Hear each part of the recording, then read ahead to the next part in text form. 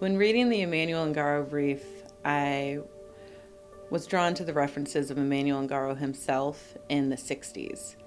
So for my research, I went and combed through his collections from the late 60s, primarily 67 and 68, a little bit from 69, because I like the transition of the woman going from something that was a little more coiffed and formed to somebody who was a little bit more soft and free and willing to take risk. And so I wanted to capture that with the hair because I felt like the collection that was created for the 2016 Emanuel Ungaro Spring Summer is quite free and for the woman who is willing to take risk, and I wanted hair to match that.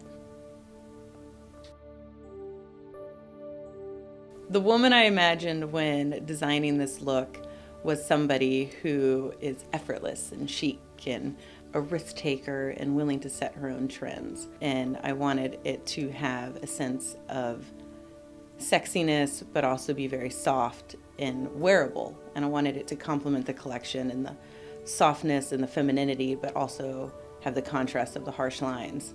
I wanted her to have freedom with her hair, but still have it in place and be professional, but have a little fun with it. The look itself appears quite simple, but with one quick turn, it becomes quite dramatic and complex. I tried to create hair that was reminiscent of the shift that Emanuel Ungaro took in the original collections in the late 60s as they transitioned from softer shapes to more modern, avant-garde, a woman who is willing to take risks, but also look quite classic while doing it. To create this look, I wanted to have some height through the top, so I created a triangle section starting at the front of the head and going back. And as I pinned that away, so then I could work on the twists on the side. And I used Shine Crafter from Sebastian, which is a very greasy slate kind of pomade, and it helps to give hold and shine and texture as you're twisting the hair away from the face. And when you twist it back, twist it all the way back to the center and use hairpins.